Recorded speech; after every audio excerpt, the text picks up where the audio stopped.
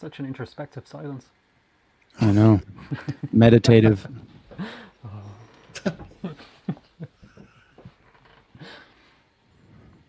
Hey, we're live, people. Awesome. What's up? What's up? What's up? What's up? How's everyone doing? How are you, Colin? Good. Good. Very good. Good. How are you? Kyle, nice to see you here. Good to see you. And Lars, Funk the Void from Hi, Barcelona. Hi guys, how's everybody doing?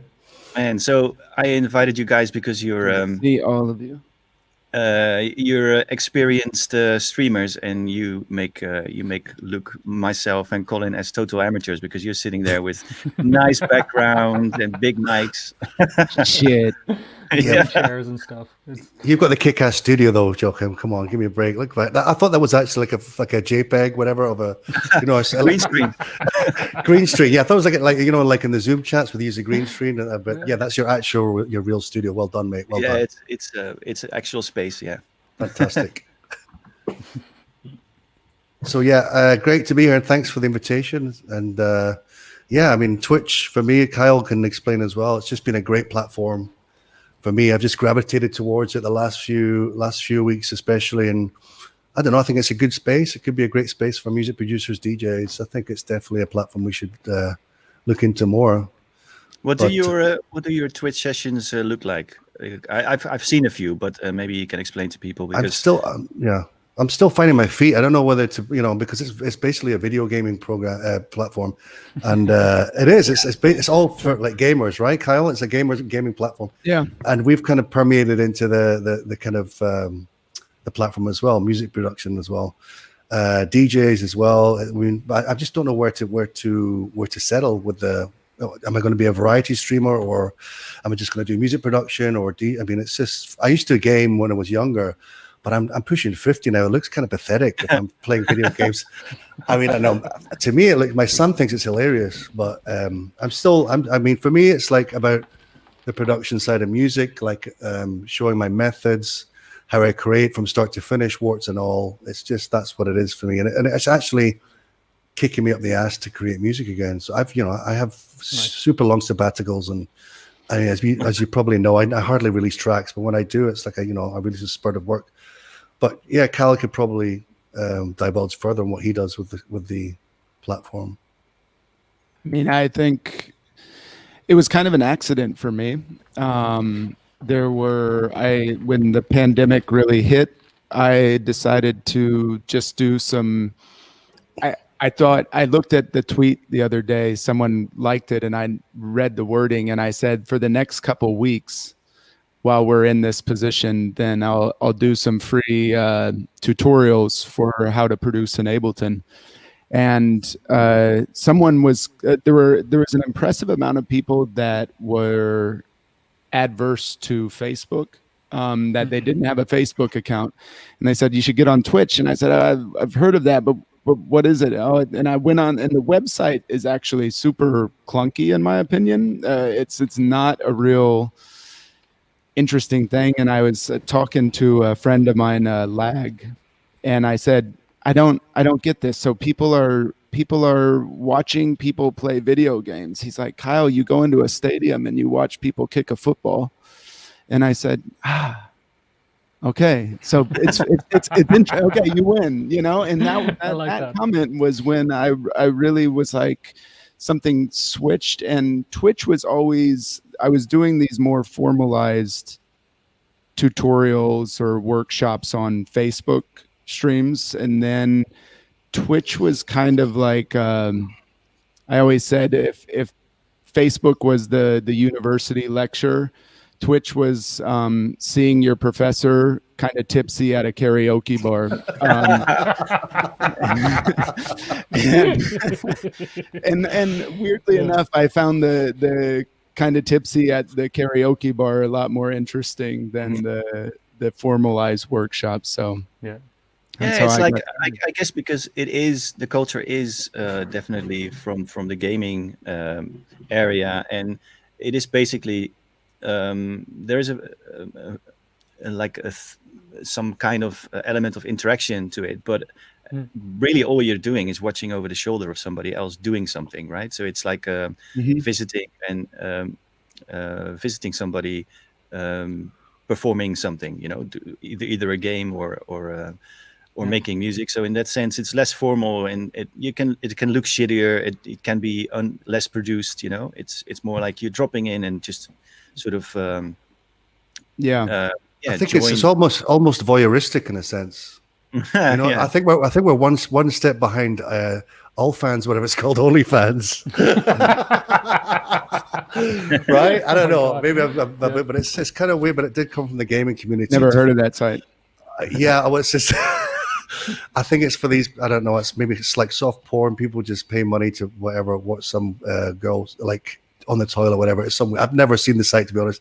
I just know that it's a weird kind of streaming thing as well, where you pay like a certain amount of money. It's just I don't know. It works for me. It's like I'm still getting the hang of it, but I love the whole production side of it. Nice. Being in control and working with new programs, and it kind of excites me to create stuff again. So that's the reason I'm doing it. Plus, it seems to be a bit more.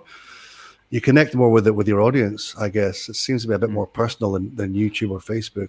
I don't know. Yeah. Have you guys ever done any of the? Have you guys ever done any of the YouTube streaming at all, or have you gone straight for Twitch and just stuck to the platform? And I've just done straight Twitch. never even thought about using YouTube. I don't know, because I have good friends on here. I saw Kyle. I'm one of Kyle's loyal subscribers, and appreciate it. He's really he's actually paved the way for me to get. He's given me the courage to do this as well, by seeing how effortlessly he does it. So, and then I'm a friend of comedian Limmy, and he's been twitching for 2 years, and he has like 250,000 followers. So I regularly visit these streams. And there is a sense of community there. There is, it's a nice space for me to hang out. It's like, and then you're building friendships with these other people, and it's like, it's a nice place to be. It's a nice place to be. About the voyeurism thing, I saw both you and Kyle going through your promos on. Oh, jeez. No, seriously. But the thing is, this is dangerous territory. Welcome to my pain. The thing is, I really have to dedicate myself to do that. I have to pick like a few hours to really go through all the promos and then listen to it. You know how it goes, right? You end up dismissing like 90% or 99% of whatever you're listening to, and I see it as like an admin job. But it's just people send you stuff, and you want to find out what's there. And it's sort of, I find the whole promo thing usually like it's like shooting with hail. It's like you get spammed with all these things, and then you have to kind of make your way through it and find the gems. And I don't, I enjoy it after the fact. That I found like 10 new tracks that I like to play or that I like to listen to. That's the only sense of accomplishment or joy I get out of it, because you're basically just 2 hours of clicking things and listening things and skipping things, but listening to you listening to promos is way more fun for me. It's like we're probably on the same list. We should do dirty work, I'm just going to sit back and and when I see something, I go into my promos, and 9 out of 10 times it's in my mailbox as well. So I just have to look up the ones that you play to me to find the right ones. You know what I mean? So it works. Nice. It's a really nice format. you big dogs used to have to pay us to do that. I was never one of those downloaded for guys. But I also think, I hear a lot of people I sometimes feel the same way about going through promos, but I also feel right now a lot of people are apprehensive about releasing music, because like, why release dance music when dance floors are closed? And I think, man, like, I was a bedroom DJ for so much longer of my life than I was a club DJ, and I would be really upset if people said, well, it's not available in clubs, so no one's going to release music anymore. But then the other side is that a lot of people are really going to lose a lot of money probably on doing releases right now. So if there's a way that maybe if I do, if I absolutely hate something on a promo, maybe there's 3 people in the chat that really dig it and could, that can give a little bit of a boost to. Yeah, it's the almost like people. college So- radio, or like sort of you're in a sense a curator, or I don't know. It's like you play stuff and other people watch you play stuff or listening to whatever you play. I think it's a nice format. I think it's the old. I mean, What have you guys I noticed? enjoy the sort of the Ableton tutorials as well, but I know enough about Ableton to to not be completely captivated by that, But I think Colin, you told me when we met last a month ago, you had an idea to do a curated thing, like you playing music online. Have you? Yeah, it's this. I'm actually still considering this and thinking about actually doing this. It's but Might be nice on Twitch. yeah, it's actually and I'm very interested in hearing you guys talk about going through promos and stuff like that, because I'm probably by now the entire context in which you are listening to stuff has completely changed as well, because none of us has hit an actual club or dance floor in so long right now. By now, I guess the whole energy flow of how you listen to things has changed as well, in a way. So, absolutely. When you're going through promos and stuff like that, are you picking out different things? Like, do you all of a sudden have this kind of like the bedroom DJ hat on, going like, but this is the stuff I want to hear now? Or how does that work for you guys? I mean, I've never touched a turntable in my life except for putting on one record and then putting it aside again and doing it over. So I don't know what how you guys listen to it in days like these. It depends for me on sometimes I see like a super maybe I think everybody's different, but if I had to guess, maybe I get between 10 and 20 promos a day, and sometimes it's like, oh, I really like this artist, oh, this sounds interesting, or sometimes the label just sounds so stupid that I can't help but listen to it, and sometimes I've been really wrong on that, and so for me, if you did I really listen to promos when I'm going through them. I'm not just like listening if I like a kick drum or something. So it's a time consuming process, and there's no way I could go through all of them. So you have to kind of cherry pick. And is it because this is massively helpful, by the way, because I'm right now in the process of starting to assemble a list of stuff that I'm sending out to people. But like hearing that you have like 10, 20 promos a day arriving at your desk, it's almost like, okay, so what can you do to make your record in any way more appealing than the other? Or is it just toss it in there and hope for the best? Or well, if you want to talk about how to promote your record, then it's a whole different story from the label perspective. You can choose to work with a promotion company, and then even they have different methods of doing things. Some have fixed lists like A list, B list, and C list and stuff. I mean, I to be honest, I don't really think the sort of just spamming way of doing things is necessarily helpful, because you'll just end up on the pile, but of course, if you target the people that might be interested in your stuff very precisely, then I think you can get better results, to be honest. I think but I don't know how you think about it, but if people see your name, they'll probably click on it because they know your name. It's you make a better chance to get on top of the pile if your name or label is recognized by the people who get the promo. So that's one thing.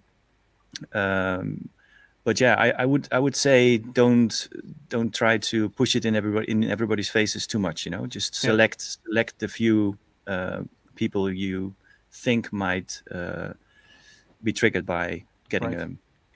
And the more personal, to be honest, the better. No, that makes sense. Cool. Yeah, like have a streamlined list of like maybe 30 or 40 DJs. Always, if you're going to send a promo, find out about the label owner, find out the best-selling track on the label. If you're doing a cold calling kind of demo email or a promo, just you got to first of all, first name term, as soon as you open the email, it's just the personal touch works so well. But I just don't like this HTML emails with all these kind of like fancy kind of graphics. I'd rather just have a sentence and a link, to be honest. That works for me. If I'm looking through promos, they're the only promo emails I'll check out. But I did get a couple of good tips from Kyle when I watched your stream the other time. That arts release was great. Remember that crazy arts record? I played it in my stream. So yeah, I mean, that artist was discovered on Twitch by Emmanuel. That's correct. On the Friday, because we forgot. Emmanuel does a great Friday afternoon Twitch sessions, like 7 or 8 hours, listening to new material, and yeah, that's a great mention actually for Emmanuel. He uses Twitch quite well. But if feel free, you can listen to all my promos from now on, Kyle. Is that cool? I'll pass you everything, and then you just tell me. You just keep the good stuff, and I'll, that's great. Thanks. Just snag it all. Did you see? So, Joachim, did you see me with my death whistle? Every time I didn't like a promo, I blew the death whistle. What the hell is that thing? It's like an Aztec death whistle. The warriors of the Aztec Empire used to use this on the top of a mountain before they attacked their enemy. It's like 200 of these whistles going off. I'll probably blow the mic, but it sounds. I mean, I'll blow a little bit. There you go. So yeah, so they blew it before the attack. Before attacking, if you imagine 200 like Aztec warriors blowing the shit out of that. I wasn't even blowing it properly. I've got asthma. But 200 of that on a hill. It sounds like screaming, like crazy screaming. Man, so that's my that's like my gong show. That's my gong show whistle, whatever. I think it's a very kind way of attacking people. Just hey, run, because I'm gonna kill you. Go away. I don't like it. Yeah, I had a bit of a death whistle phase. I'm out of that now, but yeah, it's cool. Nice. Funny though. It's not a real skull. It's death just whistle phase. I go through phases of collecting shit. Is that a Trezor shirt? It's a Trevor shirt. Trevor. It's a misprint. Actually, I made it for Trevor Rockcliffe. He has to collect it though. This is for Trevor Rockcliffe. He's back to making music now. Yeah, his stuff is great. I love that Jackin sound, that kind of like late 90s, early 2000s Jackin tech house sound. He's always kept to his guns, and yeah, it's just great. It's got that super funk vibe, really fast, kind of like frenetic beats. I really hope that sound makes a comeback at some point, but it never went away from me. But yeah, Trevor's back making music. I think he's what was the name of his label? I can't remember. It's back out. It's back anyway. It's not Strobe, but something else. But yeah, I saw that in the promo pool, so it's nice to see Trevor back. Yeah. Cool. Yeah, I saw. I'm always ignoring the comments. Sorry about that, people. But I saw some friends showing up, and actually, Yako, a guest from a few weeks back, she commented on your shirt earlier. So really? It's being noticed, Lars. I wear it everywhere I go. I mean, I kind of wear it if I'm DJing, whatever. Because it is that kind of like double take. It's a double take T-shirt, Yeah. I did have other. I mean, I've got so many ideas. So many ideas I need to buy. This is a one-off. I never sold this. Obviously, I would never bootleg the Trezor logo, but it's just.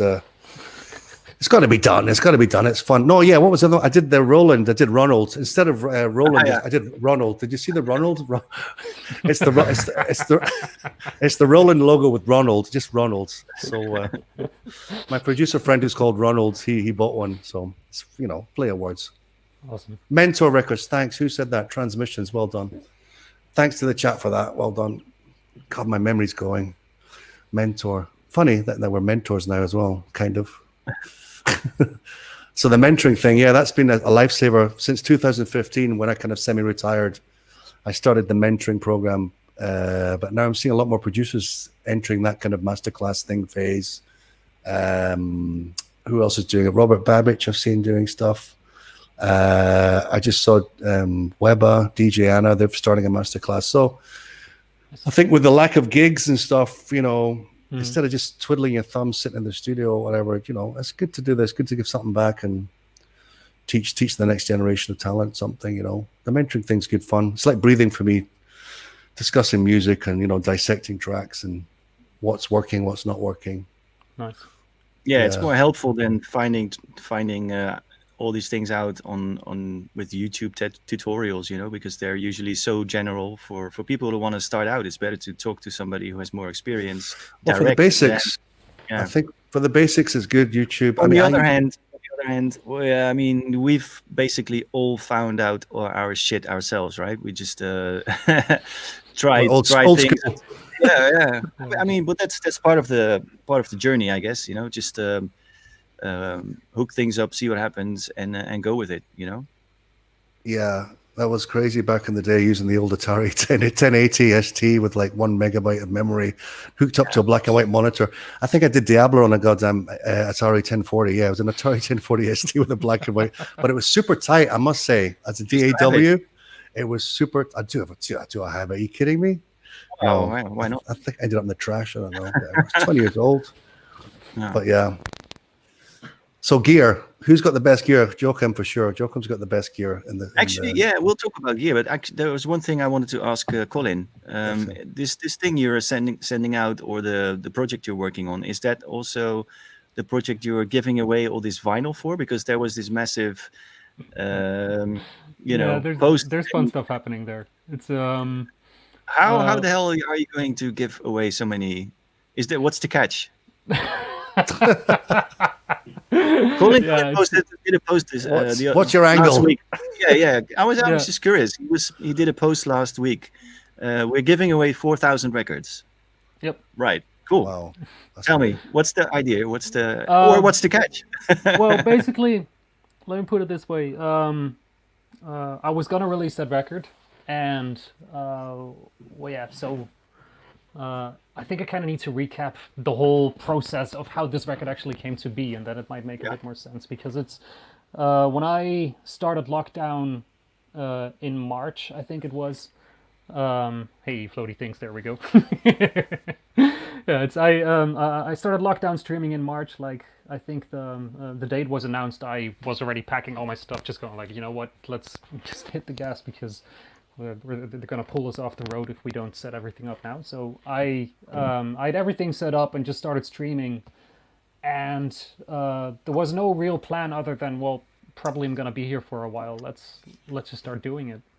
And as time went by, more and more people started joining the streams as well, and I'd made this Discord channel, and people started flooding into the Discord as well, and from there on, people started helping me organize my recordings up to the point where I have this massive Dropbox folder right now with, I think, probably 300 hours of music in there. And all of it has been edited clean and cut and sized down and filtered by people from this Discord community as well. My public storage by now is the Pirate Bay, so all my material is everywhere. Wow. And it actually works very well, because it's basically free storage, and well, yeah, no one's looking for that stuff anyway, so it's everywhere right now.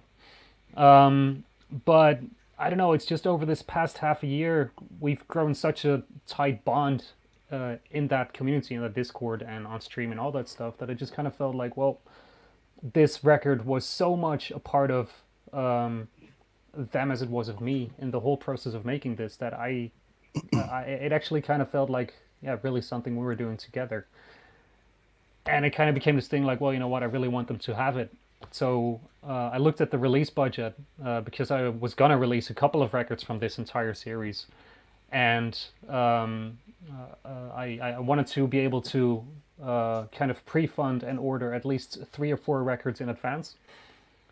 And I just looked at it and went like, no, you know what, I'm going to put everything on this one record, and then we're just going to give it away, and we'll see what happens from there on. So I placed an order of 4,000 vinyl, and actually starting probably Friday, if everything is working out correctly, people can basically leave their home address. They pay for shipping costs. I'll send them a vinyl, and we'll call it even.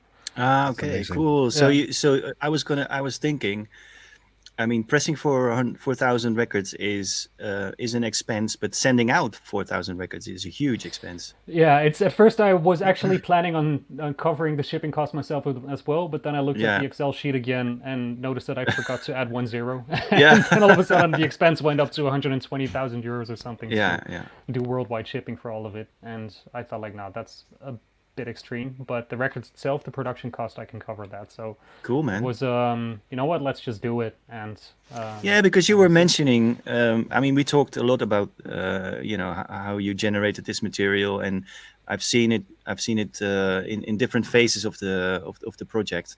You know, you were sort of first just generating material as if there was no tomorrow. Just recording everything and Yeah. save it for later just to see what you could do with it.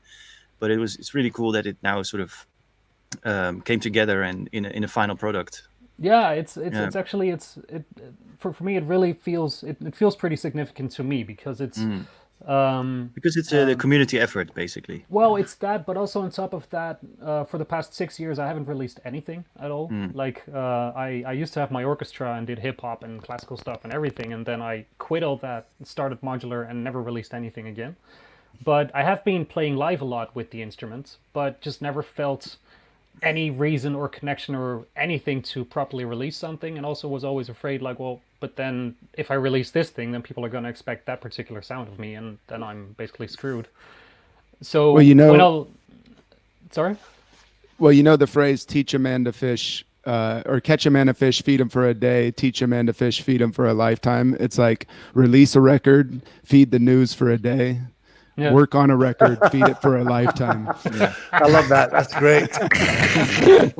content. It's coming soon. It's coming. No, it makes sense. It makes sense. It's well, but I got completely stuck in that loop basically because it's just like, well, I want to encapsulate all of music in one production, and that of course never works. So when then the idea came, like, you know what, just release all of it, I was like, well, actually that's a pretty sound idea. So it's this is the first one of an entire series that's coming out over the next year. It's kind of depends on if the pressing plants actually has capacity enough to to get everything in a Yeah. timely fashion, because that's the big bottleneck right now. Yeah. But yeah, it's it finally, for the first time, I really feel like there's a format that makes sense to me to actually release stuff again, and so I'm starting now. And So it's going to be vinyl only, or is it? it's primarily vinyl, and I'm gonna send everyone the Bandcamp Digital Bandcamp download. download link Yeah, basically yeah. as well. It's I don't want how- to do it on Spotify, but outside of that, it's all. How much time were you able to fit on one side? On this one, the longest side is 20 minutes. Okay. The one I played you in the car, which was the 30-minute track, I already called with the vinyl pressing plants, and they are actually doing a test pressing of that one to see if it actually makes sense or not. Right. Okay. But that would be like a 30-minute on one side track. But they actually said that it could be done, so yeah. it's we'll see. So Shaolin, hey everyone. It's good to see all Wow, these Shaolin. people, all our friends showing up. nice. Nice. Cool. So yeah, it sounds like I'm gonna leave my address for sure, Colin. Yes, please do. Fuck man, I'll come and bring it to you. Hey, our Fritz is here too. Fritz, our vinyl guy. He's the guy who cuts the records here in at Stoor. Nice. Hey Fritz. Yeah. So Lars, yes, you wanted to get into gear, right? Okay, let's go. Yeah, I mean, basically you're looking at it, and it's like a drum machine and a module. I mean, I have like very minimal setup now. I used to have a 35 meter squared studio with everything, all the rolling gear, like Novation, Nord, all the Nord stuff, like all the Akai. I'm looking at my list now. It was insane. Plus with all my record collection, but I got rid of most of it. To be honest, I don't really miss a lot of it. I got the clones. I got the Behringer clone, the RD8, which is fine for me. And the Pro 1, my Behringer Pro 1 actually works better than the original sequential circuits. It's kind of, the build quality is much better, and it costs like a fraction of the price. I do a lot of stuff out of the box now. I'm a keyboard player. I have an old GD800 that's falling apart in front of me, but it still works. I was going to ask you, because you're more on the melodic side of Yeah. techno. So do you play keys? How do you Yeah, I'm a make? keyboard. I did, like, I learned classical piano when I was younger, and Okay. yeah, I love chords. I love chord progressions, melodies, bass lines. I'm quite a good percussionist as well. I'm just a fan of those old kind of glassy kind of 80s sounds. I always threatened to do synthwave, but I never really do. I wanted to start a new genre called rave wave. That was the next thing, but that's kind of been done. But this whole kind of warehouse rave thing has been done to death. I wanted to do a kind of melodic rave kind of resurgence, bring the 80s into the 90s, so to speak. But at the moment, I'm just trying to get switch the studio on and create, because it's so hard to get inspired these days. I don't know I don't know how you do it, Joachim, but we've been doing it for so long. It's just it's hard to when to sit in front of the computer, first of all, but to come up with something from scratch. So I think the whole thing with Twitch is like, okay, I could just sit on my ass and go out for a walk or play some ping pong, or just completely procrastinate for the whole week, or I could switch on live streaming and get the studio up, and then I can share the pain with you guys out there. So I feel as a kind of cathartic process of sharing the pain, the blood, sweat, and tears it is for me trying to come up with something, that I actually like. Do you find yourself doing, and it's a question for Kyle as well, I guess, do you find yourself approaching things differently, or do you have more of sort of like a rush to the whole process when you're trying to produce something live? Because I don't know, it's I always like to just go into the flow and not be distracted by things, and just finding my own zone where in which I sort of can be creative and do things. I would feel very rushed and very watched, in a sense, if you know what I mean, and not have the same I don't know. Yeah, I see what you're how does saying. it change the process? Because it must change something. I mean, it's not that or can you completely block it off? That's possible too. I don't know. What do you I mean, think, so? I think you can.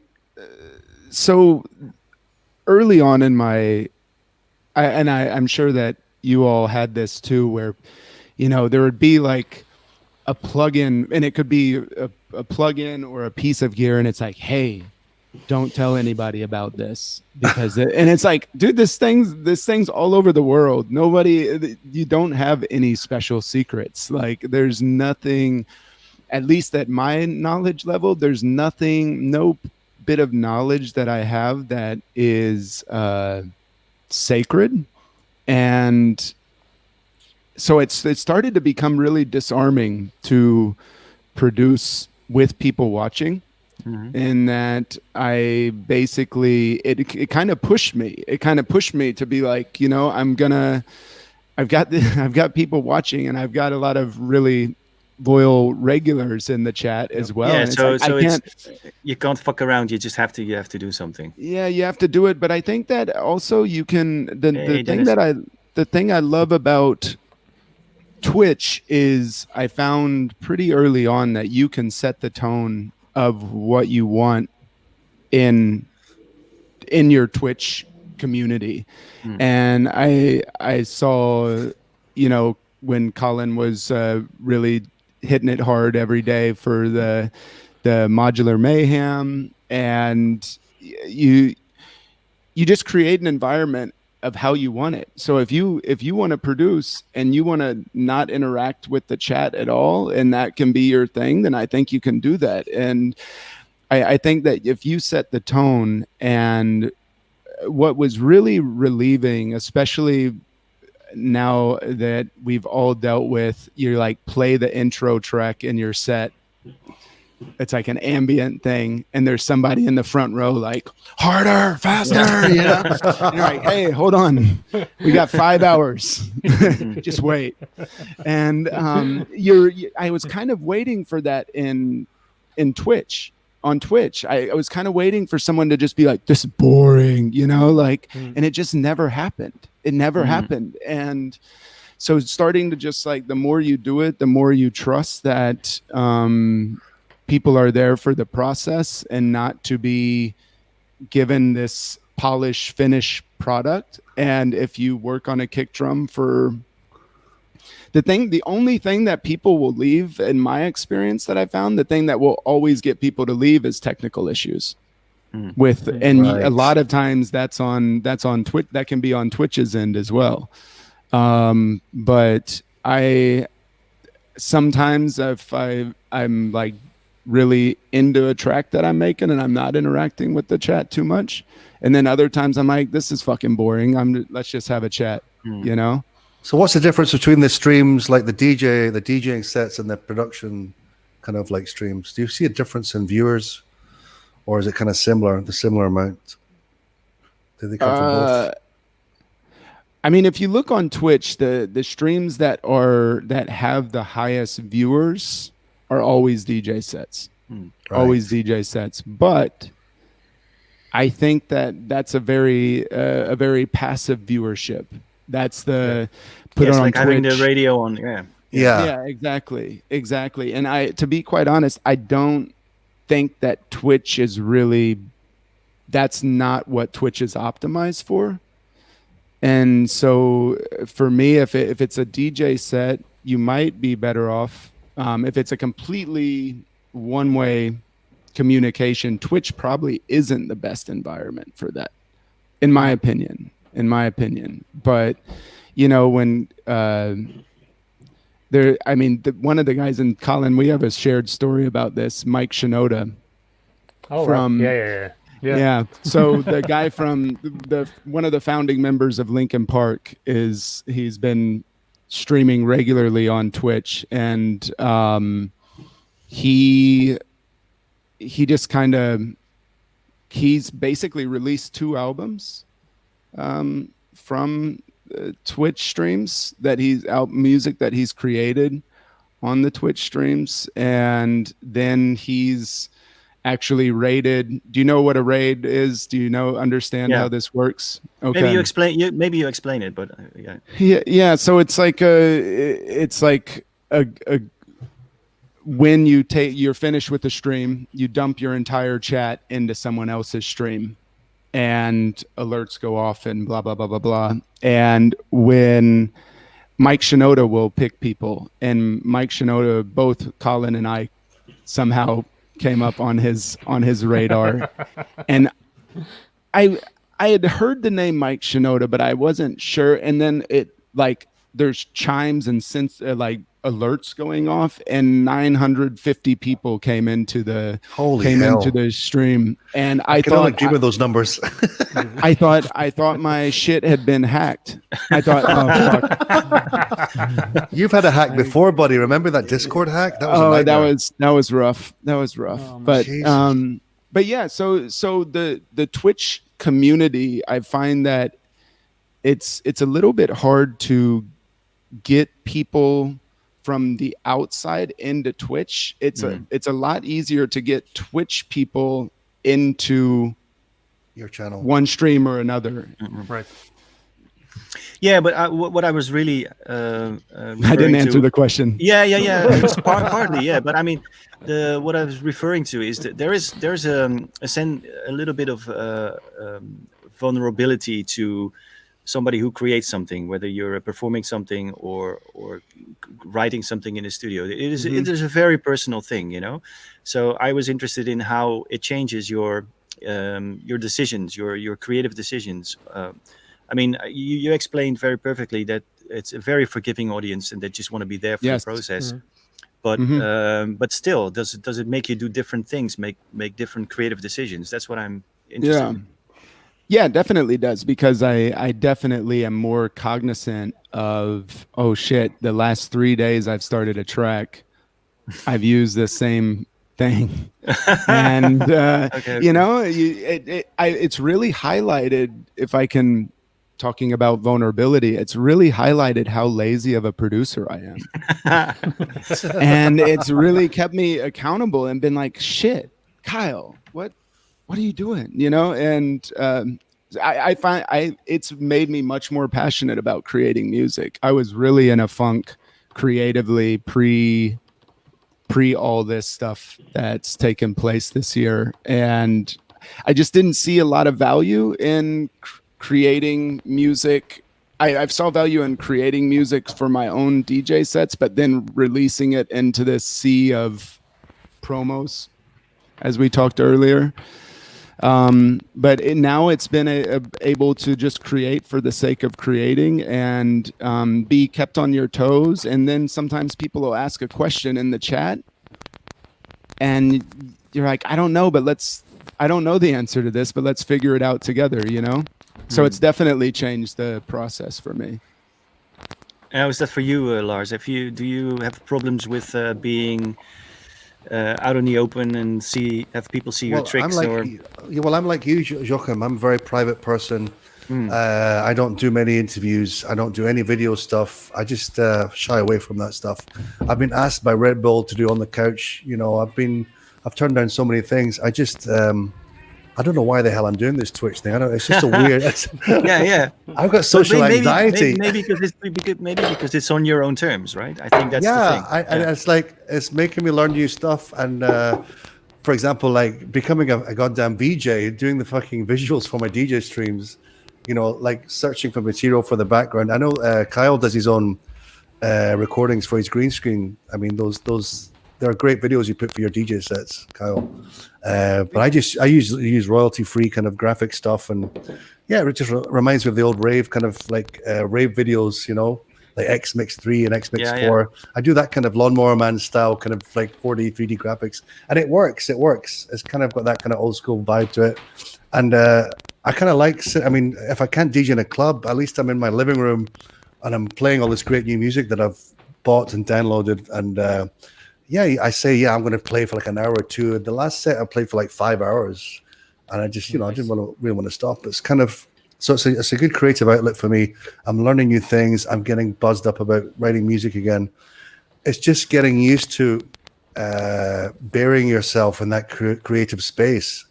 It's not about so much as like giving away my secrets. There are no secrets, man. I'm just showing you how fucking ridiculous it is for me to make a track, you know? You can hear me swearing, banging keyboards, and like saying "fuck off" to a plugin. And like, I had a 10-minute rant about my goddamn memory the other day. I was gonna I was threatening to buy a new computer just because some granular synth wasn't working. I get angry about stuff like that, but no, it's a good thing. I just can't believe there's not more producers on there. I watch a lot of streams, and I try and soak in how they do things, what's working. There's some producers like Disclosure, this British band. He's just working on Logic, doesn't talk to the audience. He maybe stops the music every 15 minutes and answers some questions, but people still listen to they're still watching the stream. They're watching how he works. I'm learning things watching him use Logic Pro, because not a lot of producers use Logic Pro. It's all Ableton, so I'm learning all the time. So for me, it's a positive thing. I'm just getting started here. I feel really hungry, to keep going with this Twitch thing. And I definitely think it's a positive thing for other producers to come on board. Wow, that sounds great. Yeah, I must say I was pleasantly surprised by how intimate it is. It's like you can really follow the process very well, and the interaction is great with the audience. You can determine the level of interaction yourself, which is great. So yeah, everybody should really check out your channels. But just sometimes it's best not to look at the viewer count, because when you're on the stage where I'm like, it's. I mean, for example, I did a silly kind of game stream the other night on my other account, and there's like one person watching, and you're like, "Thanks, everybody! Cheers for listening to the stream." It's like a tear coming out of my eye as I sign off. Hope you enjoyed the stream, guys. See you tomorrow. But you got to get past that. You got to remember why you do it. So sometimes it's best when you're starting out, is just turn off the viewer count. Don't keep looking at the viewer count, because that'll fucking make you go crazy. Just get into your natural swing of things, and I could just say, be yourself. The thing I like about Kyle, he's very honest and very, it's him. There's no fucking circus act. And he talks about politics, and he's very, very, he's great. He's a natural, and so I'm learning a lot of Kyle. And it's like, I'm learning to be more kind of social and interact with people in the chat, making new friendships, and also helping the producers that are stuck and getting this kind of creative wall, because it's we all have that creative block, and it's kind of like, I think it's that old adage, even when listening to promos, music was made to be shared. It's definitely a shared experience, even if it's listening to promos for 3 hours. It's just better when there's other people there. Yeah, true. agree. Yeah, I learned something from that. It's definitely a way to make it a more fun process. But Colin, I saw most of the stuff or a lot of the stuff you do is with your back to the camera. So Yeah. are you actually Wow, interesting. Miles Yeah. Davis. Well, you Oh, do man. talk. He does. It's funny to watch Colin sort of do his mad scientist stuff. I'm interested. I want to check Colin out. But you are keeping track of the comments somehow, because Yeah, you it's- do have you do interact with people. Well, that's kind of always the thing. Like, there's a very, very practical reason for me to have my back towards the camera because, well, I have this wall in front of me, and it's Yeah. either way that they're going to face my back or they're going to be facing the back of the system, and that's Exactly, even yeah. more boring than this shiny face. So, it's so I kind of decided, like, you know what, I'm just going to do it this way, and I'm going to try and keep up as much as I can with what's going on stream. But it's always kind of this battle of where do I put my screen with this system. So I have my laptop kind of wobbling around on top of the synth on one of the corners. And then I can try to somewhat keep up with what's going on. But at the same time, well, at the same time, I'm fully focused on that instrument because everything is happening in real time. So it's kind of like juggling and talking and stuff at the same time. Have you ever thought about doing a point of view camera view? Actually, yes, I have. And, well, the thing is, when I walked into the camera store, the guy who asked, like, hey, do you actually sell point of view rigs? He thought I was going to shoot something like a porno movie or something like that. So he was helping me in a very weird way, kind of side-eyeing me while I was talking to him. But I am actually looking for some way of playing around with that, of doing something point of view with it. But the rigs that you come up with in doing something like that are way gigantic, like these massive transformer backpacks that you end up Jesus walking Christ. around with. So, well, yeah, and then I'm streaming from this 2x3 kind of side bedroom, and that's just not gonna work out. But no, it's kind of like my compromise in the whole thing is that I try to keep up with as much as I can in the streams that are going on. While at the same time, when I'm playing, I'm just playing, and it's a real-time process because, well, yeah, there's only one way to play a modular like that, and that's just doing it all live. And well, yeah, that's kind of trying to balance in between those things, but yeah, it's so far it's kind of working for me. But a proper setup with a system like this is still something I'm kind of trying to figure out. It's however, I am pretty soon. I'm finally building a new space, so I'm finally getting like a proper studio done, and that's something I've been waiting for so long now. But one of the key components in that one is that I really want to take into account the proper camera angles and stuff like that, because to be quite honest, I'm having so much more fun on stream these days than I am having just on the things I'm doing on stage these last couple of times. It's the energy is way different for me now, and it's and I really, I don't know, it really clicks in a very nice way. So it's I kind of feel like properly preparing a studio for that, and really kind of going for a hybrid recording broadcasting kind of setup. It's So in a sense, it's kind of like a performance then. yeah, it is, but at the same time, it's what do you, yeah, how should I put it? It's it's somewhere in between a performance and kind of like diary entries almost, you know? It's like every day is a new track, and every day is a new kind of jam, and so sometimes you have good days, other days it all just sucks, but it just feels very free to be doing it this way, but at the same time there is this continuous urgency going on of well, yeah, it's not like I can afford to sit down and tune a kick drum for 2.5 hours. Yeah, it's like a know? like a collaboration. If you dedicate time for a collaboration, you really have to come up with something, because otherwise you're wasting the time of the other collaborator. You know, in that sense, it's the same if you're sharing your stuff with an audience. Yeah. True. Yako, hey, I did. another one for Colin. Do you always improvise? Yes. I improvising is something that I used to write music, like really properly just sit down and make a beat and produce and do it that way. But very quickly I got kind of frustrated with the tools that I had at hand and the techniques that it always became like, well, today I feel like making one thing, and then tomorrow when I continue it, I'm going like, yeah, but I actually want to make something new. And it kind of stems from my days while I was still working with my orchestra. At some point, I taught them to improvise with me. So all just based on signed language like C, D, E, F, G and stuff like that. And I could kind of write out chord schemes on the fly and rhythms and go like double tempo or half tempo or whatever. And that way it kind of became like this real-time process of kind of controlling a jam in an improvised manner while still composing everything on the spot.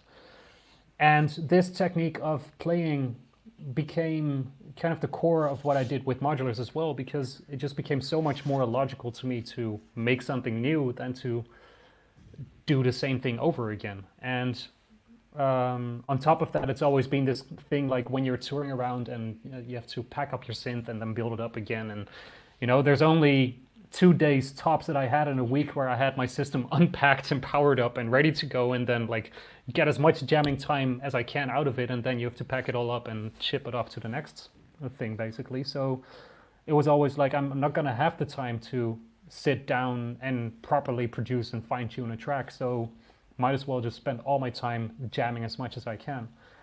And I remember we had a few discussions about this, because you said earlier you didn't do any releases since you started on modular, but in a sense, you know, what is a release, you know, these days? I mean, you have a very significant output, and you generate insane amounts of material, and people still get to hear it. So what is the difference between? No, that makes sense. You know, it's just a case of formats, isn't it? Yeah. No, definitely. And that's actually one of those things. What I've always been thinking is that ever since I started doing this live streaming thing, I got very, I was kind of jealous of vloggers in a way, you know, just waking up, rolling around going like, hey guys, today I'm doing this. And you make a little video, put it online, tomorrow you make something else. And here you are, a musician slaving away in your bedroom, making like 12 tracks in a year time. This is my album, and you drop it once, and tomorrow you get beaten by a screaming cat playing an accordion, you know. So it's like and the attention you can generate or can get from an actual release it's insanely short. And that's kind of the thing, like the release format itself is outdated in that sense, or it almost feels like it. And that has nothing to do with how interesting your music is or how interesting it is that you do. It's just that it's placed in a context of very short-term things that just keep on popping up on your screen and going like, hey, listen to me or watch this. And that's the context where we work in now. So I kind of noticed that, a release, why even bother, you know, for the longest time. And it was kind of a cynical view at the same time of how to actually do things. So I really kind of had to teach myself a new joy in actually releasing anything to begin with. And I'm glad I now kind of found something, because it's, if it's just for industrial reasons, you might as well just, I don't know, record yourself keeping up a football for 20 minutes or something, because that's going to generate the same exposure in the end of the day. It's sorry, Kyle, go ahead. Sorry. I also have to say, and this probably won't win me any friends in the chat, but I feel like techno music specifically has an incredibly outdated thinking of how a release should look. When you look at like hip hop and stuff that's happening on, like some of these hip hop artists are creating an entire movement on their SoundCloud page, and techno is still like you need to do a physical product, but don't you dare sell it at your shows, and don't you dare post more than once about it. You're required by law in the techno universe. You're required by law in the techno universe to lose at least €1,500 on each release. And if you don't do that, then you ain't fucking underground. So get out, you know. And it's this kind of weird idea of like you have to sell an actual physical product, but you can't act like you're trying to sell it. Yeah. You know, and I think that streaming is a new way that people are consuming music real time. creation. Yeah, it's basically the reason why I started Stoor and cutting our own records here. You know, it's basically a way to you basically capture a performance, or you capture a studio day where certain things happen, and at the end of the process, you think, okay, this was an amazing moment. You know, I would like to consider this a track, or I'm happy I captured this. And all these moments that are sort of worth attention, or that are valuable for some reason, because were either they were a good studio moment, or they were, you know, they could be moments you enjoyed with your collaborator, or anything, you know, just the nice studio moments. We all know them. And this is just the way for me at the moment to deal with these format struggles. These moments just get cut to vinyl and get added to the vinyl archive. People can buy them on Bandcamp. We don't promote them. There's no DJ promo. There's nothing. There's no digital sales. It's basically just a captured moments. And in the meanwhile, the archive is growing. We are over 40 releases now in 2 years. So that's Well pretty done. high productivity. But we don't shout about it. We just let people discover them. You know, it's just basically the documentation of whatever happens in this room. You know, it's the audio documentation of what happens here. And so we're now sort of also doing more video documentation like this and other things. But it's it's my way to deal with the formats, because I think the days of having like you said, spending a year on an album and then having this sort of one day of attention in you know, or one media opportunity after all this work is just that doesn't work. You know, it's not the way it would work for me. So basically the whole Stoor project is like one big release, or one big opportunity to talk about what happens here, or what I'm involved in, and it's never ending. It's not some imaginary date in the future where your album gets released. It's like continuous ongoing sort of like an ongoing documentary, an ongoing recording process, which is released in stages. Yeah. Do you remember the Stuart Walker? I mean, I don't know what happened to Stuart Walker, but amazing producer. And Stuart, Stuart's great. Yeah, and he was for a while, he was releasing just records that were straight excerpts from his live sets. And I thought that was kind of a cool thing. In the same way, like if you think about comedy, they're coming up with a routine, and then it's like absolutely no cameras, no video, because the only thing that's keeping this tour alive is no one being able to consume it except for in person. Once that tour is done, sell it to Netflix, put it, release it as a CD or a DVD. That dated me a little bit, but and I think that music has a lot of potential to become to explore other formats that are much friendlier. And I feel like right now, especially the music that we're into, we're trying so hard to fit a square peg into a round hole sometimes, with like this music that's built for like this 10-hour journey. But then we're posting on social media about how bad Spotify sucks. You know, it's like, well, Spotify is not really built for techno, and I think Taylor Swift is doing just fine on Spotify.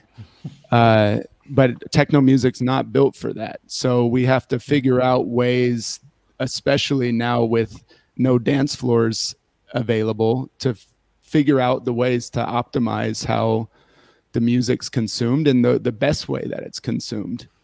Have you guys heard about Cisco Ferreira's Techno Club project? Yeah.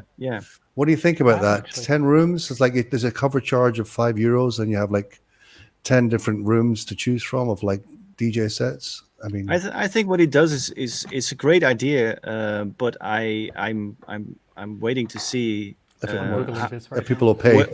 Yeah, the thing is, I mean, you only have to, open YouTube and there will be Yeah. millions of free things coming to you for free. So it's Correct.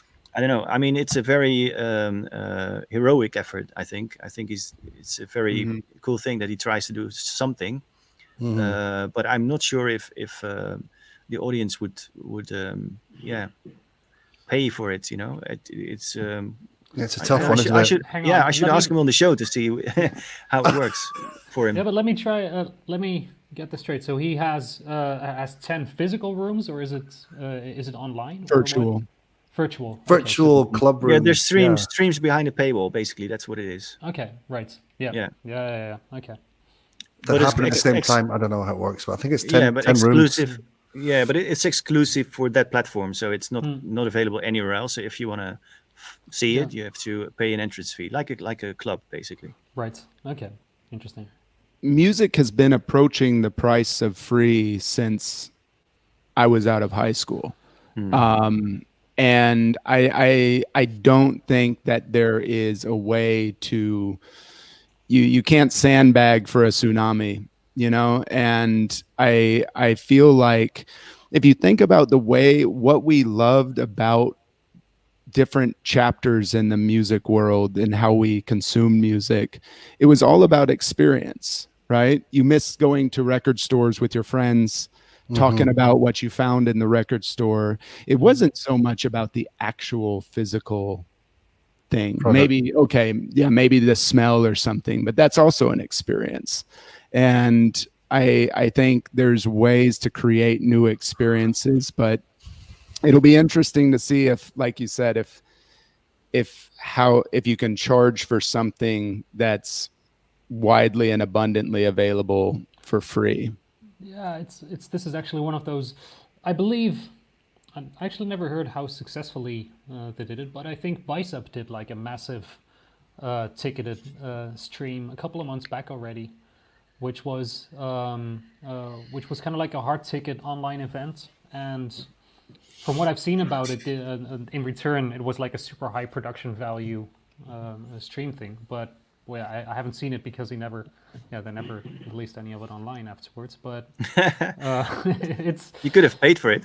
yeah, this is true. I could have, should have, but it's but that's actually exactly the thing at the same time is that again it's a context thing. Like a concert, no one questions the fact that you pay for a ticket when you go there, but a stream, you're at home and there's there's an entire internet of infinity screaming for your attention.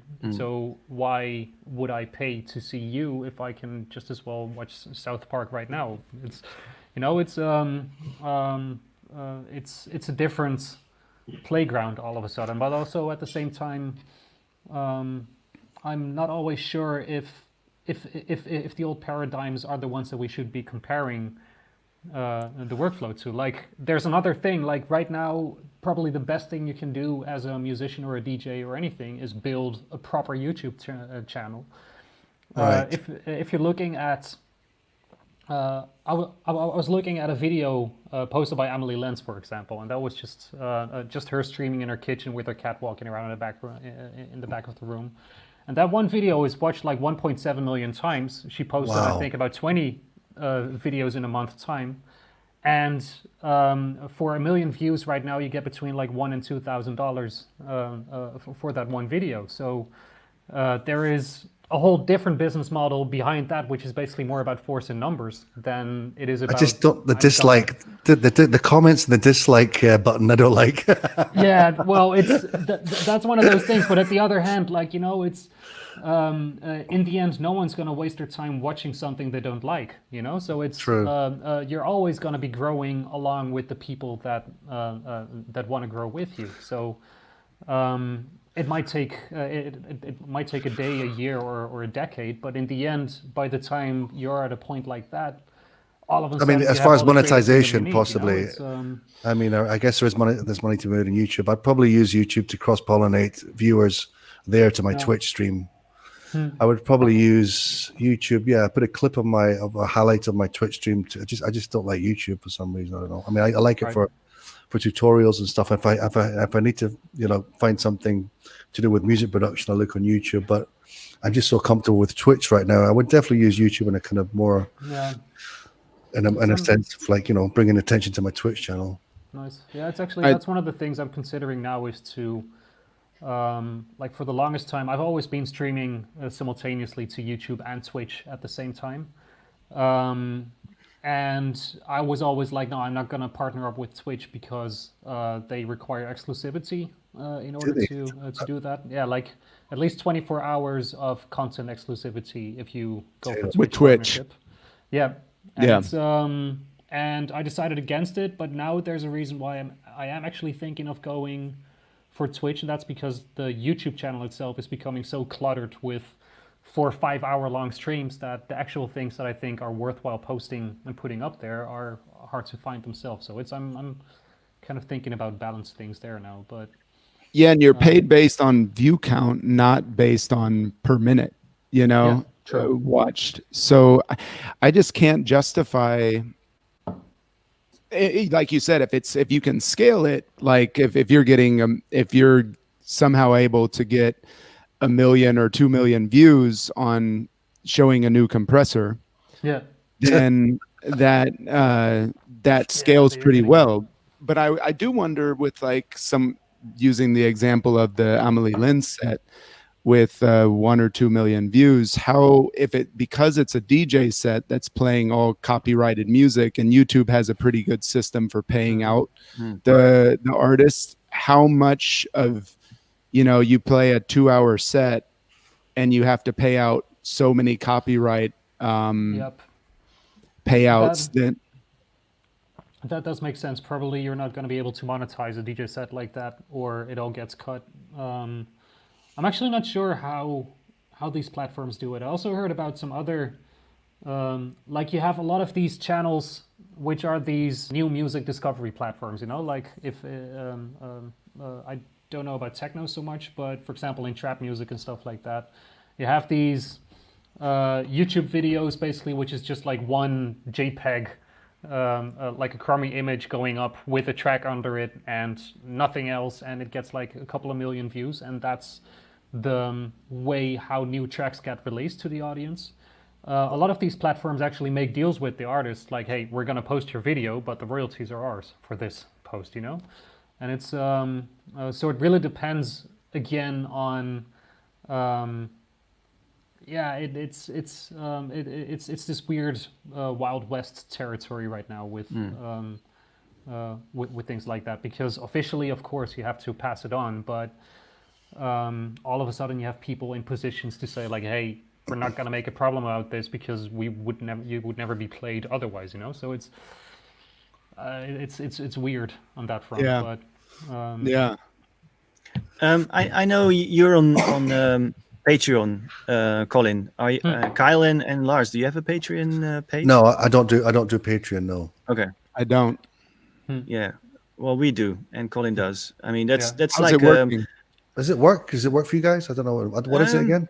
it does. Patreon. Yeah, I mean, people can basically support you by paying. You can set up different tiers. You can have like a very cheap one, and you can make more expensive ones where people get benefits for supporting you.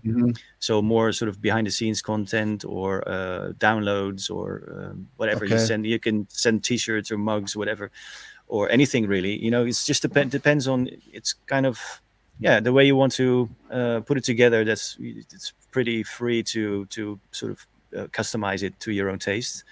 Right. And people pay monthly, but they can basically retract anytime they want. I think Beardy Man does that. He's on Twitch Yeah. now as well. Yeah. He gets his Patreon members to join in with him on his streams, and they have their own little video kind of like feed and stuff. So he has all these Patreon, like the last stream I saw was like 6 Patreon members talking to him while he's doing his performance, and they're like, I mean, that's kind of cool. Right. Yeah, you can give Patreons certain roles on your Discord server, or you can, you can come up with ideas. Like, for example, we could say in this stream, the first question or every half hour we'll have a question by a Patreon answered first, or something like that. So you can kind of give them a little bit more access to whatever you're doing. Well, we have that on Twitch. I guess we have subscribers, right? But it's cool. It's like a community thing as well. Instead of just having a community and talking to people and having responses from them in your comments, you actually kind of build a sort of closer relationship with them. Because they support you. They've actually giving you some money to be involved or to get super cool. Yeah.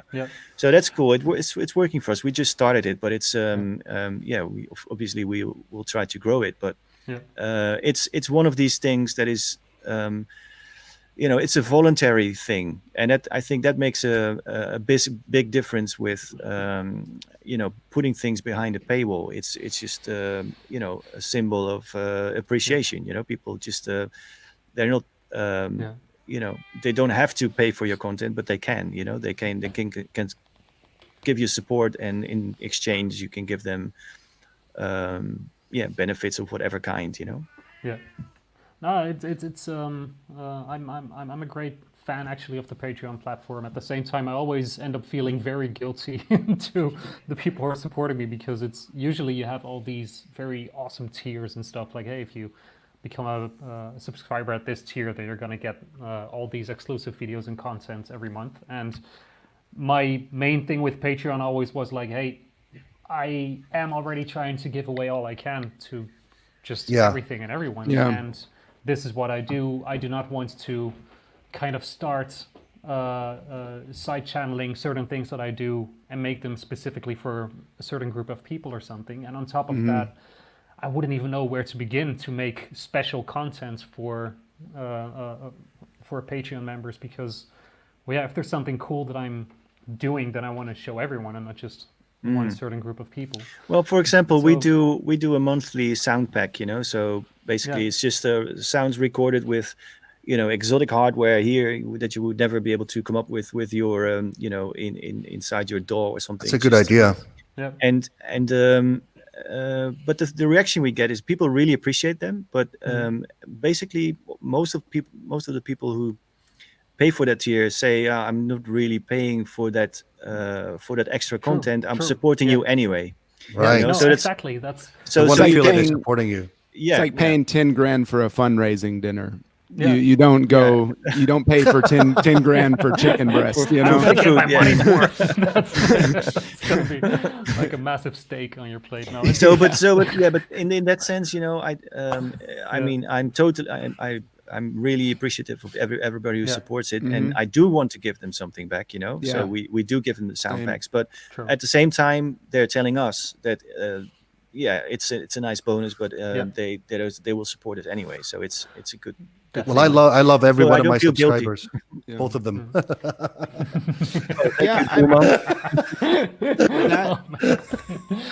That was the thing that I was really surprised by with the Twitch environment, and it sounds like Patreon as well, is everybody's gotten the letter from Jimmy Wales from Wikipedia, like, okay, we usually have to do this, but it's getting down to the wire, and that's really how Wikipedia still is able to function. They basically have to get down to the wire and beg people to donate to a service that every single person on this planet uses, which, by the way, they're doing their fundraising drive, so definitely throw them a couple bucks if you can. And so I was kind of prepared for those type of things, and sometimes I think it's okay to ask. I think it's okay to ask Well, for to be honest, these. I have a hard time asking for things. Like I You pay I pay for the things that I really support. I do that. When I buy a record or music or whatever content.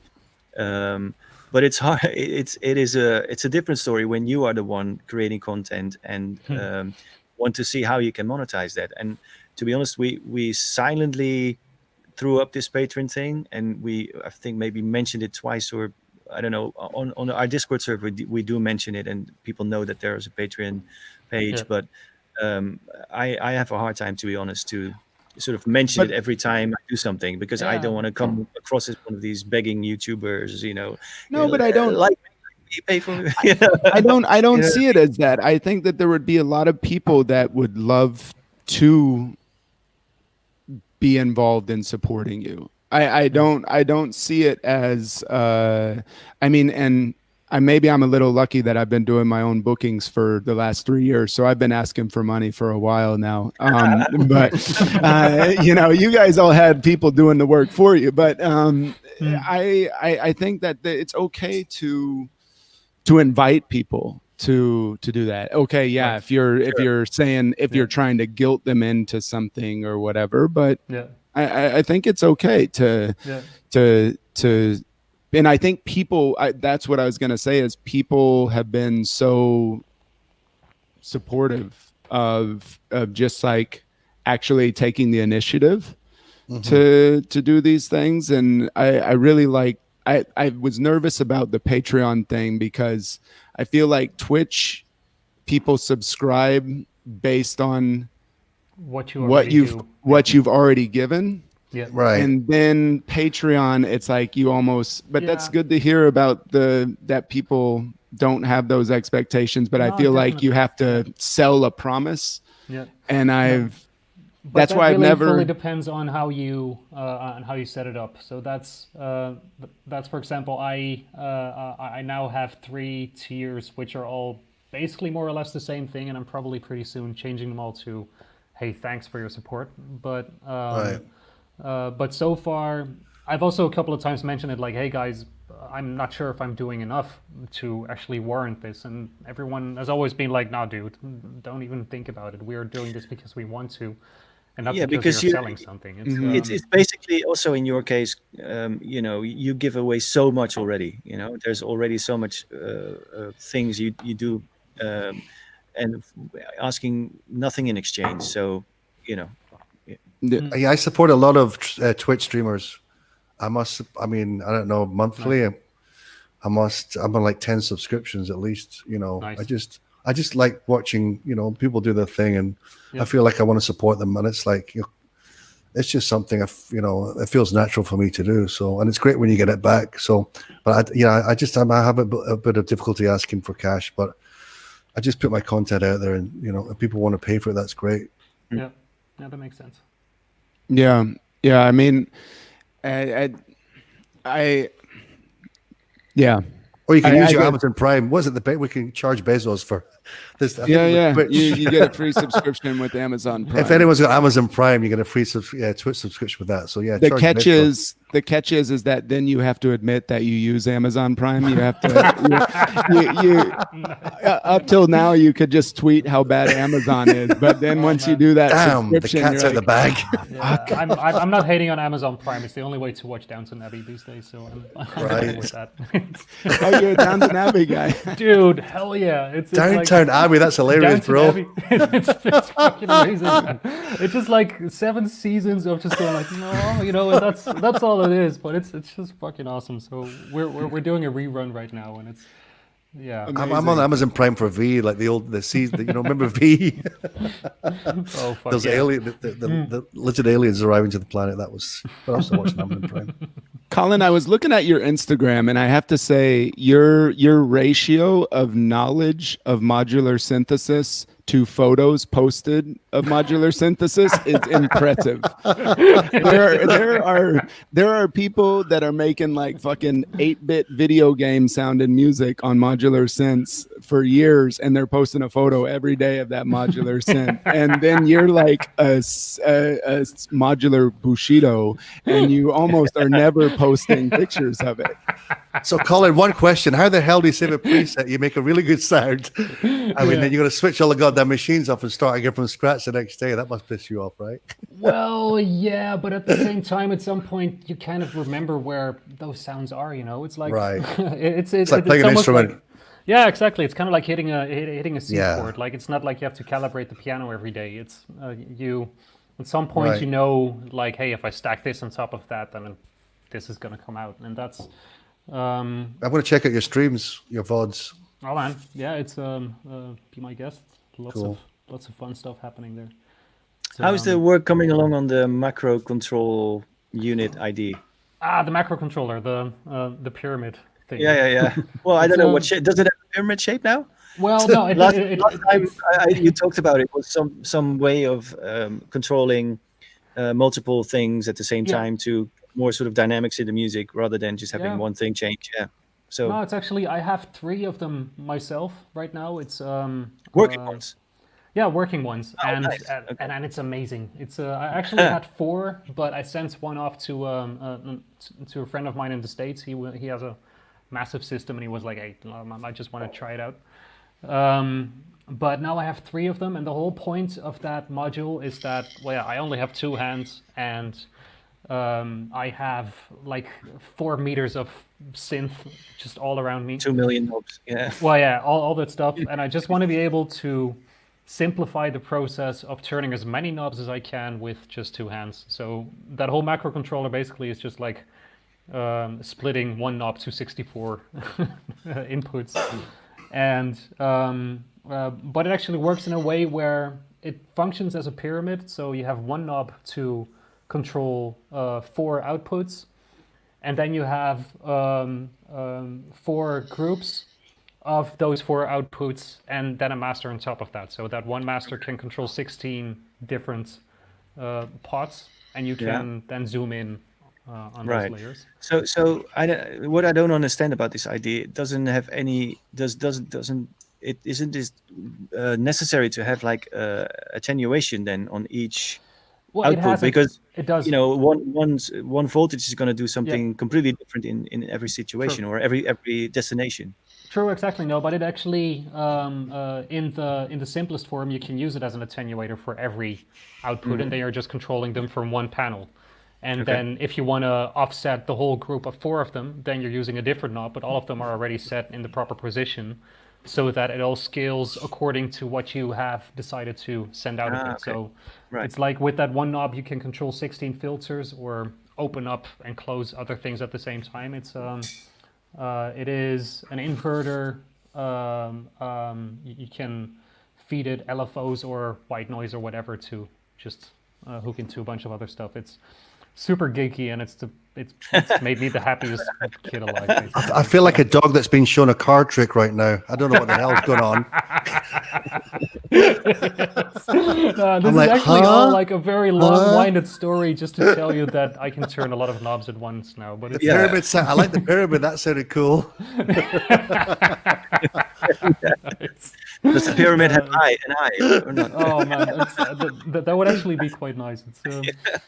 No, this is basically also why I stopped posting so much Eurorec videos on my Instagram, because then I really just become the guy with the wires and everything. Yeah. So, all power to you, man. Good stuff, man. I'm totally impressed. I'm impressed. Joachim, I have a question for you. Sure. When you started getting on Twitch, I thought this is perfect for you, because I was always so impressed with when before we ever knew each other or anything, I was so impressed with how interactive you always were with the music community, be it with like doing video things in Chicago with Scott Pagano? Yeah, and you would do like meet and greet stuff, and then I think you were the first person to use SoundCloud ever. um, or I was there within, early. yeah, you were there super early, and um, you were doing this project, which I'll get to. Yeah, you were doing this project, and you were collecting Yeah, all of these stems. yeah, Wow.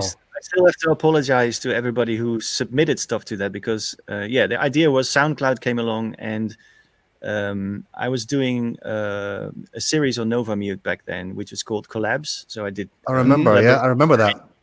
I did collaborations with people, and then I just wanted to build a series. And at some point, SoundCloud came along, and I thought, this is a really nice way to do another collaboration, but with people who are submitting stuff on SoundCloud to me to incorporate in this collaboration sort of recording. I didn't know what kind of I didn't have a style in mind or any specific output, but I just thought it was a nice idea to use, to have the communities sort of submit sounds and phrases and stuff, and then build an album out of it, And it got quite some traction, but then at the point where I was ready to actually produce the album, I had a double hard drive crash, so Oh shit. everything got lost, and only a few things were left on SoundCloud, so it sort of disappeared, But it was a nice idea. It was a nice idea. Yeah, I mean, sort of early stages internet use of communities and stuff like that. How long is SoundCloud? How long has it been around now? I think maybe must be Geez, no idea. 2007. 15, 20 years. Yeah, 15 years, I think, something like that. Has it been that long? Holy shit! That's Joachim, insane. there was an amazing. Maybe in the comments people can tell us how long it was. They started charging me last year, which was a pain in the ass. I was one of the first people. I don't know how long we still got a free account. I remember Robert Babbage was one that got one of the free accounts. We had free accounts for years, but just last year they started. Well, I don't mind paying, obviously, but Yeah, reading it's 12 years old now. Joachim, 12. there's a real famous soundbite from you, and I don't know. You say it like you said. There's not a lot of video stuff of you on the web, but I remember watching you speak at a panel when SoundCloud first came out. Really? And you were speaking on some kind of panel, and someone crowd person raised the question because you were talking about how you can host DJ sets, and someone was like, what about copyrights? And I remember you said, I would prefer not to talk about the downfalls of something, but I would rather just talk about the potential of something. And I thought that was really profound. And then when like SoundCloud just started getting rammed with all the lawsuits and stuff, I was like, Man, I was the first on the on things like Napster or torrent sites and the Pirate Bay. It's just, the internet is just giving you stuff, and it's, you know what I mean. I know this whole copyright issue is a thing, but it's the structures that are in place for that are just so old-fashioned and so behind the times, Yes. So it's just a matter of those things catching up rather than forbidding people to use whatever they get access to or can, you know what I mean? So I think I made that comment in a time when people were still in that sort of Napster panic, oh my God, now everybody's downloading my music for free. And I was like, man, but I'm finding all this new music that I never heard. Yeah.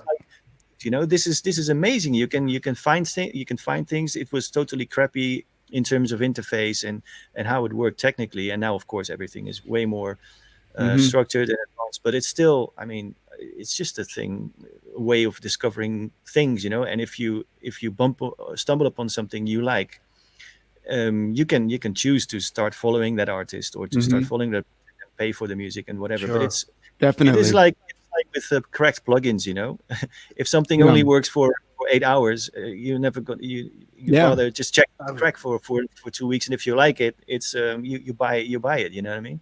It's LimeWire. Sorry, is that still a thing? LimeWire and SoulSeek, are they still going? SoulSeek is still going, so I hear.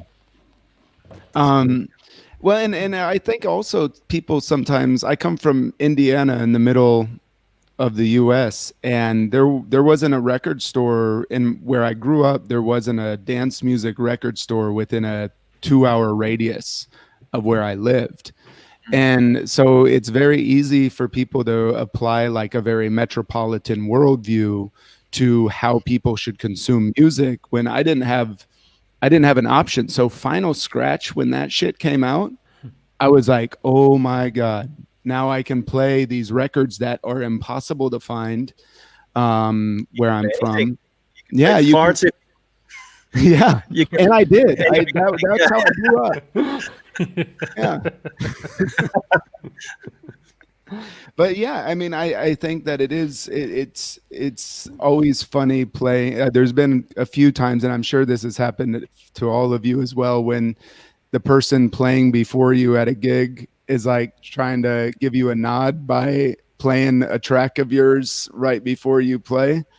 And they're like, hey, and then you can see in the metadata that it's like from some like .ru site or something. And you're like, Top 50 downloads. but yeah, I mean, I don't think that the digital pricing models also scale to cost of living and stuff like this. So I think there's a lot of problems, like you said, with the models and copyrights and these type of things that we apply on a global scale. yeah, and now, of course, these days everybody's on Spotify, and they basically vacuum the place out. There's I heard BT Brian Trenso Yeah. had a good argument the other week, that in theory, if AI gets more advanced, then companies like Spotify could just generate music. How you get like recommendations on more music like this, or playlist of stuff that is along the lines of the stuff that you listen to or subscribe to, that could easily become generated music, which is along the lines of the stuff that you've been listening to, but like an AI sort of ripoff or There's watered already down stuff like that garbage. out there right now, actually. sorry. There's already a couple of things out there right now. Yeah, sure. Of course, there doing a are lot of this now. there is generated AI music, but it's not as advanced as that people completely go for. I mean, in certain circumstances, it's already usable. If you have like music in a store or something, or in an elevator or whatever, it can be. You don't need a composer to do that. There's actually some very interesting things that are breaking on that front right now. Like, Really? it's Yeah, it's like going AI. really fast. I mean, Yeah, the, but the it's cool thing about Brian's argument was that he says, there should be um, uh, like things in there should be we should think about laws or structures where you can patent an artist's signature or data set. He calls it a data set because basically AI is trained by feeding it data, as just as until it sort of can replicate whatever you want it to produce. yeah. So instead of the whole copyright argument about your track is played somewhere and somehow you should get the money for it, Yeah. this is about the same thing, but on a meta level. It's more about the level of Yeah. the data set that an artist has developed, by experience, being an experienced musician for a few decades, building your signature, your catalog, your Yeah. your certain way of doing things. And that should be able to be patented. That I think that No, but a that's good, it's a good actually thing. We are getting close to that situation, I guess. no, but that's actually this is one of those things that's really one of the big copyright battles that is being fought out right now, because well, yeah, obviously music has been a very easy target for stuff like this. Like if you look at how radio and everything has kind of funneled everything to this point where things sounds like something else, and before you know it, you have a trend of things, and then it's a genre. All of these genres that are basically in this king of the hill set of mind, like the new definition of dubstep or trap or techno or whatever, is also a very easy target for AI. Like if something becomes so easy to clone that even an AI can do it, wherein exactly lies the unique skill of the producer, and why not just let the AI do it and be done with it? So this is one of those things that, especially in commercial music, is happening a lot, where you have already a couple of those like AI sound farms are, well, yeah, you just pay like $50 and you get like a generated track, and it's royalty free. You do what you want with it, and Jesus and you Christ. can even just register it as your own creation. And now you have all these massive libraries where before you had like kids just working away and making tracks. Now you have people just mining for new content, picking out the good tracks, claiming them as their own production, and signing them up for the bigger soundbite farms, basically. And all of it is based on stuff that people actually listen to, which is like these massive data sets of things that we have gathered since, well, yeah, basically since beginning of radio music. And it's just like everything that's predictable is easily cloned, and everything that's easily cloned in a new world has no rights to a copyright. And that's this exact battle that's going on a lot right now. So it's super interesting in a dystopian way actually to follow what's going on there. It's like an in army of art- ghost producer bots, and that's a terrifying thought. Well, actually, I there's also- another thing there. Like, I have a friend at MIT, and she was actually studying an artist that she collaborated with, and she works a lot with AI and stuff like that. And she did like a co-expo with the artists where they would hang up paintings. The one were the ones that were made by the artist, and the others were the ones made by the AI. Jesus. And people couldn't tell the difference anymore. And then the artist pulled out and were like, holy shit, you have to destroy all these copies and stuff. And her counter argument was like, well, I'm sorry, but this your art is too easy. I can clone it with a mouse click. So Holy it's shit. Well, yeah, I I don't also think the argument is right, because it's not about being too easy, because in a no, sense true. it is about the fact that it can be replicated, and Yeah. which is true in any case. It's Yeah. I mean, some things might be harder to clone than others, but in the end it's just a matter of just keeping True. feeding it data until it gets it, Yeah. No, but that's one of those things with this part, is that copyright a lot of the times kind of considers complexity as your defining character. But at the same time, like when I pay a plumber to fix a leaky pipe, well, I maybe pay him like 5 cents for the actual parts that he uses, and then I pay him like 50 or $100 for the knowledge of knowing which valve to twist, and that's what happens, and that's with all expertise in a sense. But like minimalist art and stuff like that stands no chance if this mindset of complexity is authenticity prevails in the end. Yeah, It's, but yeah, yeah, I always get back to the the argument that art is somehow a reflection of its time, or it has social commentary in it, and so there is always you can you can choose to do stuff which is Yeah. generic and doesn't have any Yeah. ties to the times, or any relevance in culture, but you can also do stuff which does have Sure. those things, Yeah. and no matter how advanced AI gets, it's always going to be catching up in Oh, for sure. terms Yeah. of these things, Yeah, yeah. It's actually So last people thing come on up with that new is things, and then it gets cloned. That's basically the order. no, of but it. it's actually when you're talking about how art is a reflection of the times we live in. It's actually what I find fascinating is that this generative art and the whole GAN culture of replicating things through repetition is actually quite significant for the time we live in. So, in a sense, it is doing exactly what we think art is supposed to do. So it's just not what we want it to do, but art never behaves the way we want it to. I I'm guess. just worried about how fast I'd be replicated. Very fast, I think. More than you guys. I'm always putting myself down. Oh, man. but I think that I think that humans, well, I don't want to speak too soon. I've seen a couple Terminators, but humans are generally a lot more capable to to create experiences and meaningful experiences with the people in front of them than AI will. And I think performances, like live Yeah. performances.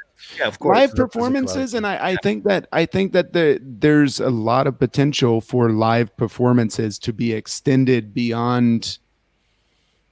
I don't think DJ live streams are the what's the future, but I do think it is a part of the continuation of figuring out how to create more experiences and more meaningful experiences for people through the music that you create. Nice. That makes And sense. there's a reason why, for example, I remember seeing 9 Inch Nails at Coachella on YouTube, live HD, like 25 camera angles, and there were 5,000, 10,000 people in the crowd in front of the cameras, all holding up their cell phones. And but that because it's a way less quality of a video, and we always talk shit about people filming. Why? Put the camera away, but that's connecting them to an experience that they have that can't be replicated. And I think that we shouldn't be so dismissive of course it's very annoying in crowds when everybody's videotaping, but it is connecting. People are they're creating an experience for themselves and creating a connection that you can't go back home. I took a picture of the Great Wall of China. There's tons of pictures on way better cameras of the Great Wall of China on the internet. Why did I take that picture? Yeah, I guess people are saving their game state at that point, like they can return later to where they were. Yes. No, but it's indeed it's kind of this thing of marking your existence in that point in time. Like, I was here, I can timestamp it, I've proved for myself, I'm never going to look at it again, but this is how I place significance on this moment. It's an interesting development how, indeed, in a way, the original becomes like this massive unframeable thing that's in front of you, but the only way to place it into a context of having been there is by looking at it again from this screen. It's well, if that's what you need to digest it, then so be it, I guess. It's it's interesting stuff. Yeah, absolutely. No, I like this. Let's see, 15 minutes, about 15 minutes left. Usually we near the end we give people here in the chat some space to plug their things. So maybe we should get to that point. I mean, you're all on streaming on Twitch, so you got anything planned coming up which is different than the stuff you've done so far, Lars? Or are you keep on doing your promo? I'm going to just toy with it. Well, I was mentioning. Can you unveil some secret plans? I mean, I was going to toy with the modern classical. I mean, I'm a classically trained pianist, so I'm going to just delve into that kind of vibe. I'm looking to become the Richard Clayderman of techno. Yeah, I'm not talking Johannes Johannesson vibe. I don't know. I'm just gonna. I'm not gonna go full on ambient, but I want to do a concept album before the end of the year, and it's not going to be dance music at all. It's going to be a complete departure. It's kind of the music I like to listen to when I'm not making my own stuff. It's just not electronic. It's more organic, and it's like. And you'll be producing it while people can follow the process. Yes, yeah, wow, probably. I'll be doing it a lot on Twitch as well. So that's my next project, as apart from the remixes and just building up my Twitch community. That's about it for now. Just getting inspired again. You know, it's been a long time in the game, and I do get inspired from teaching other people as well. I've really nice clients and students, so just continue with that. I'm happy with that. I'm happy with playing ping pong and settling into semi-retirement. You know, so this is a good way. It's a nice fit for me, Twitch and this modern classical thing. I'm growing old gracefully, as they say. Well, it's good to hear that it gives you a boost, like an energy boost and a creative boost. That's great. You know, once the club's open again, I'll have my little club every month, and that gets me at the house once a month. Are you planning to continue this alongside whenever clubs are opening up again? Is this something you continue building, or is it Yes, something I'll it's still not? take gigs. I had so many gigs cancelled because of the pandemic. I mean, they're still open. I'll still do those gigs once we get the green light. I mean, the DJing thing never leaves me. I always want to perform in front of people. Yeah. You can't really, I'll really miss that if I could do that again. And that's why I say when I have this residency is great. But yeah, I mean, obviously I don't like to travel as much as I used to. And I haven't really traveled the last 6 months, but oh yeah, I'm definitely want to get back onto the decks. And You said earlier that your club is opening back up soon. yeah, we've just been given the green light to open up half capacity and finish at 3 o'clock. To be honest, 3 a.m.'s I'm good with that. 3 a.m. Nice. I'm able to get a good sleep, but normally we shut at 6:30, 7 in the morning. So you can imagine me kind of crawling home at 7 in the mornings. I think that for me, it's going to be fine. Let's see. I mean, it's going to be weird having an empty dance floor, but I've been there before. So yeah, I can't really, I can't recommend Twitch highly enough. That's definitely my home right now. Twitch is where I'm at. Nice one. Yeah, I've been enjoying your streams, and yeah, everybody who's watching now, I would say I would encourage them to check it out as well. Thanks, man. And you, Kyle, I saw you're regularly having guests, right, on your stream. Yeah, I really enjoy talking about other people more than I like talking about myself. It's a lot easier to talk about the awesome things other people are doing, and I've just been having fun with. It's called one of the things I'm doing is conversations and collaborations, I call it, and we basically bring over a couple pieces of gear. And it's kind of like in elementary school when you do like show and tell, you would bring in something from your home and you would stand up in front of the class and tell about it. But they bring over a couple pieces of gear.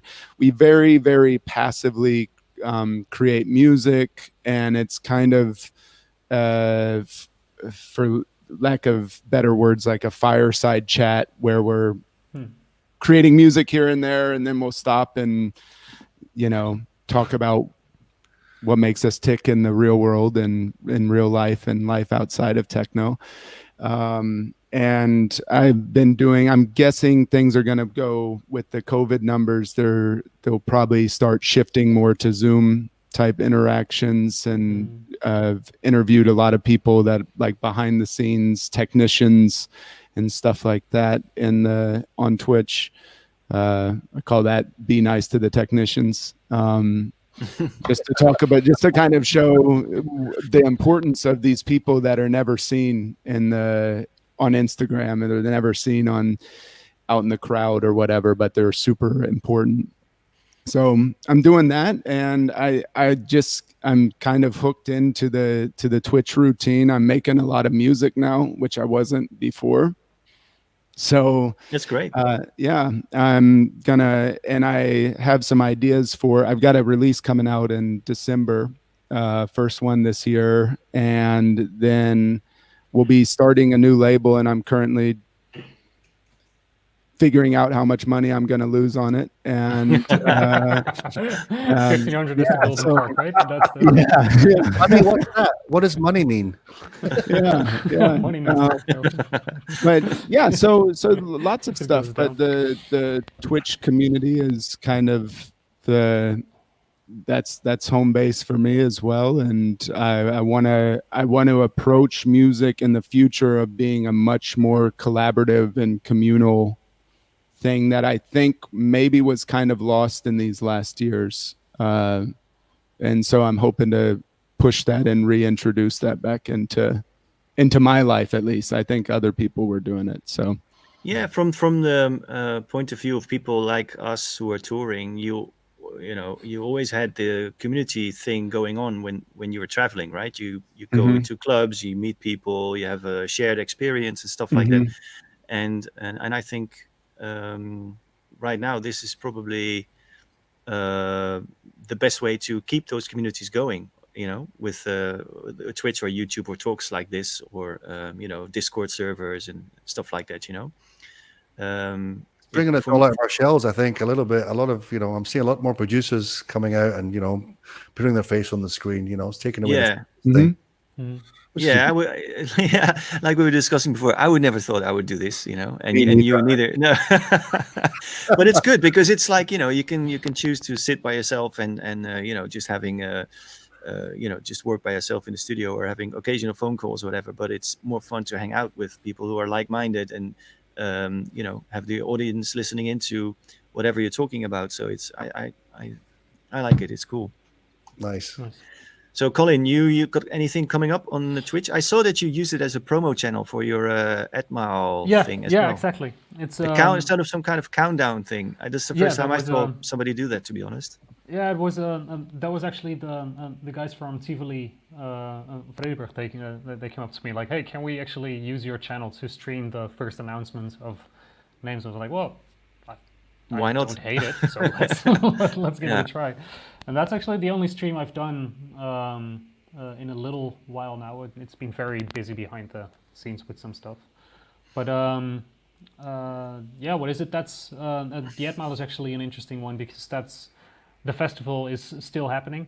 It's I basically organized a festival for November of this year, and it's the idea was to have like 24 hours split up in like 10 or 12 time slots and book a new artist for every time slot and make like very small performances that way. Then with the regulations, it got split up over 2 days, and then a next wave of regulations, 2 of the time slots got pulled out, but the event is still happening. And in fact, right now I'm kind of thinking of, well, there's still like this empty club for half the night, so might as well just do streams from the location as well. So there's to kind of go for a whole hybrid setup that way. Yeah, that one's happening. You're actually joining us for that one, Jochem, so that's... Yeah, I'm looking forward to that. Oh man, that's Should be gonna cool. Awesome. It's so yeah, that's happening. I have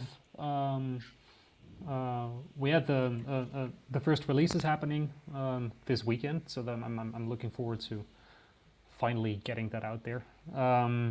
And then Where can people find it? And it's the website for that is still being built right now, but the best way Okay. to keep track of it is actually to be in a Discord server itself. And otherwise I'm going to be announcing it everywhere. Like by the time that site is up, and people will, I'll make sure everyone hears it. And then the next big thing that I'm really, really excited about is my studio. Like, if all is working out the way it should, then I should have like a proper built studio by December, January of this year, and nice. I'm so excited about that. Mate. It's, Nice. Let me know when the studio housewarming party will be. oh man, yeah, you'll be the first to know it for sure. Awesome. Oh, Great, good great. stuff. Yeah, I think I'm gonna make people aware of the store thing that we're doing. Actually, tomorrow there will be a Stoor live concert at Else in Berlin, and it'll start at 6 and it's gonna run until 10. So it's a 4-hour improvised live jam with friends and guests, and Robin Kampschoor will be there, Rachel Lynn, Lady Starlight, and John Hester, and we will just throw all our gear on the table and connect it somehow and see what we end up with. Nice. So that's the plan for me. And Well, say hello to John for me. He's an old friend of mine. I love John. He was on your stream, right? Before John Hester. yeah, John was here last week, I think, or the week before. Yeah, He's a great dancer, by the way. yeah, and a saxophone player. So yeah, I think that's pretty that sums it up, right? I mean, I would say to everybody who's watching, check out all our Twitch channels, Discord servers, YouTube channels, and wherever wherever else we are appearing. Yeah, join us there. Should be cool. Yeah, I had fun tonight, guys. Very Yeah, it nice. was Yeah. really fun. Yeah, man. Thanks for coming on And the stream, everybody. I'll be doing a little after hours since you guys can't host the after hours. I'll do an after hours on my Twitch. I'll be there, buddy. All right. Nice. So Bring that- everybody bring the move beers. to Kyle's channel now and join him there. Sweet. Awesome. We can actually right. raid him, right? I Yeah, think. we're gonna raid Kyle. Yeah. Rating's fun. Thanks for having me. Okay, It guys. was a really nice Great to chat. speak to you. All Yeah. right. Awesome. See you later. Ciao, Cheers. ciao. Bye-bye. Bye-bye.